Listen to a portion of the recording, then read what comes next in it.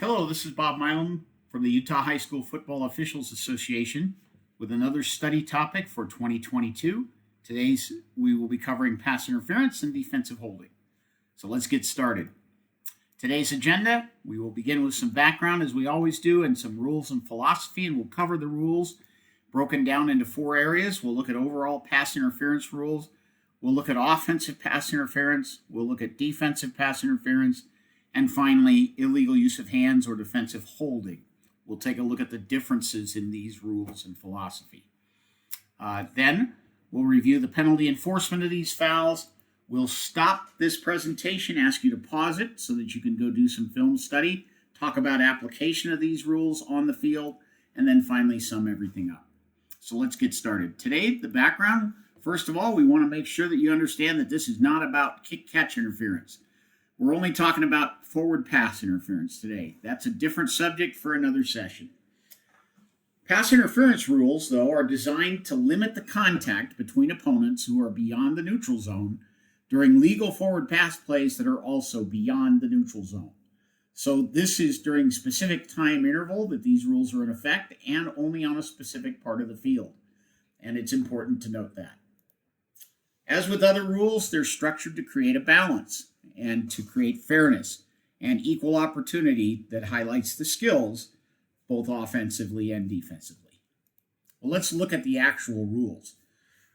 Excuse me. First, for pass interference. These are found on pages 63 and 64 of your rule book, and there's 5 points that deal with pass interference on forward passes. First of all, pass interference only applies beyond the neutral zone and only if the ball crosses the neutral zone. And the rules are in effect until the ball is touched or the pass is incomplete. Rule 758 tells you when these restrictions begin. For the A players, they begin at the snap, and for all defensive players, restrictions begin when the pass leaves the passer's hand. And this is for legal forward passes only. Restrictions end for the eligible A players, players who are eligible throughout the down, when the pass is touched by any player, and for ineligible players whenever B touches the pass, but they can still engage in blocks if they're in the expanded neutral zone. And for B players, whenever the pass is touched by any player, their restrictions end. So please note these differences.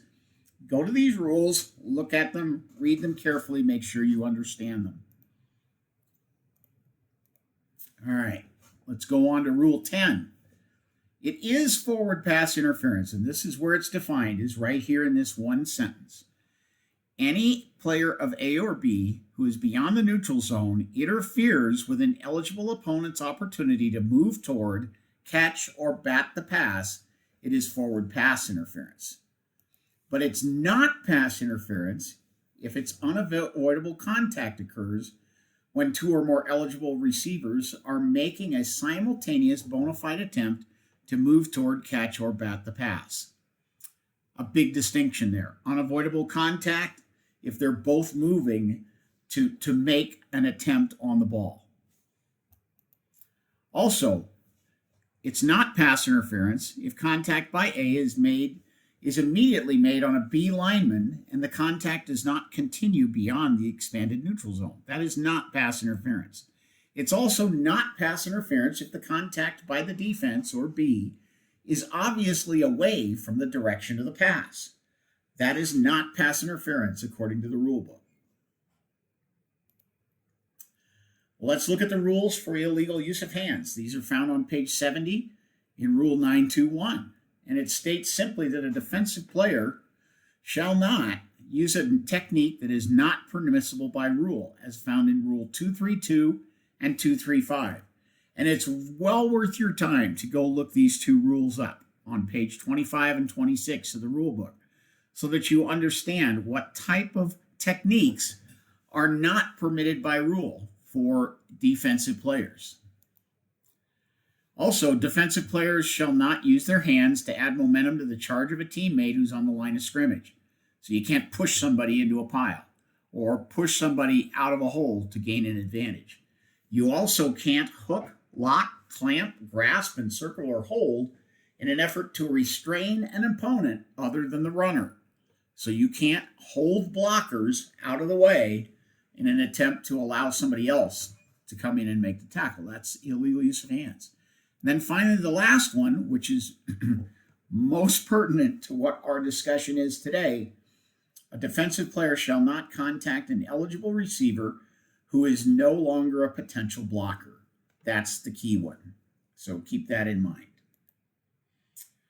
Well, let's talk about application of these rules. Now that we've covered what the rules actually say, let's look at some of the differences in application. First, for offensive pass interference. Key points to remember. It can only occur beyond the neutral zone, and it can only occur when the pass crosses the neutral zone. If the pass does not, we cannot have offensive pass interference. The restrictions for Team A begin at the snap because they know the play. You'll see in the film an example of how this comes into play. Restrictions end at different times for the eligible and ineligible players of Team A, and ineligibles must remain in the expanded neutral zone in order to block. So they've got to stay in that 2-yard zone and engaged in a block if they expect to be legally in a legal status throughout the play. The rules treat A and B equally once the ball is thrown in their direction. So either team has an opportunity to commit pass interference, whether it's A or B. But A can still commit offensive pass interference even when the ball is thrown toward a different receiver. This is very key, an important point to remember. It is possible to have pass interference on a different side of the field against the offense. Now let's take a look at defensive pass interference. Key points to remember here. Again, only occur beyond the neutral zone, only when the pass crosses the neutral zone. Restrictions for B, though, begin when the pass is thrown, not at the snap. They end when any player touches the pass or it's incomplete. The rules treat A and B equally once the ball is thrown in their direction, but B cannot commit pass interference if the ball is thrown toward a different receiver. That's the key point to remember, the key difference between offense and defense. Let's look at the application and key points to remember in defensive illegal use of hands. Unlike pass interference, this can be called anywhere on the field, beyond or behind the neutral zone. And it can be called whether or not a forward pass or backward pass or legal pass is thrown. It can be called during a running play as well. There is no such thing as a 5-yard zone in the Federation rules. That's some other set of rules that you may watch on other days of the week, but not in high school. There's no such thing. The offense knows what it's trying to do, so always keep this in mind as you consider defensive illegal use of hands. The offense knows where they're trying to go. And it's a foul if B contacts an eligible A player who is no longer a potential blocker. Once the A player begins to move away, B must avoid the contact and must break off any contact that they're engaged in, as long as the A player is starting to move away from them and no longer is a potential blocker. Let's look at penalty enforcement of these fouls. How do we handle the penalties if we see this? Key points to remember. The enforcement of the fouls follows exactly the principles of penalty enforcement that the rest of the Federation rules use, without exception.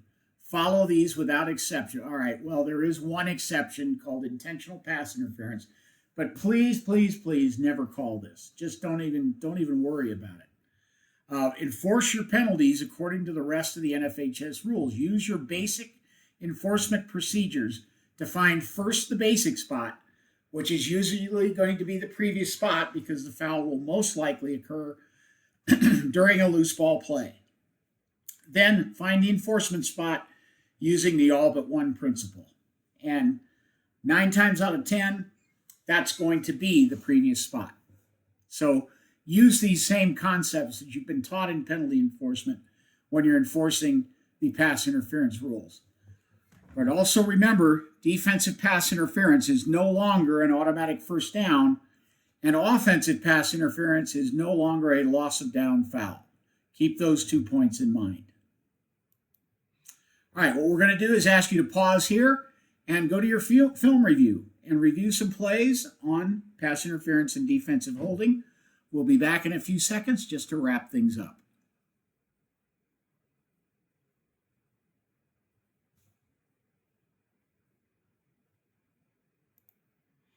All right, well, let's sum up what we've talked about today. The rules, as we've talked about, are designed to limit contact downfield and to maintain a balance between offense and defense. All of the rules are written for this with this in mind. So pass interference is no different. There are different restrictions for offense and defense on pass interference, and OPI and DPI can only occur beyond the neutral zone, so in specific parts of the field and only at specific times during the down. Illegal use of hands, however, can occur anywhere at any time during a live ball. Offense and defense have equal rights to a ball that's in the air, and they can, as long as they are making a bona fide attempt to catch that ball, bat it, or otherwise reach the ball, you're generally not going to have pass interference. But you need to see the whole play in order to get the call right. Just like with every other concept in football, take your time, see the whole play as it develops, and then you'll be able to get the call right and enforce the penalties according to the established protocols that we have. Finally, make it big. Pass interference should be a big foul that everyone knows about, so make sure that you don't nitpick this foul and make sure that the calls that you make are big enough so that everyone agrees. And that's all we have today. If you have questions, please reach out and contact me. Have a great season, and thank you.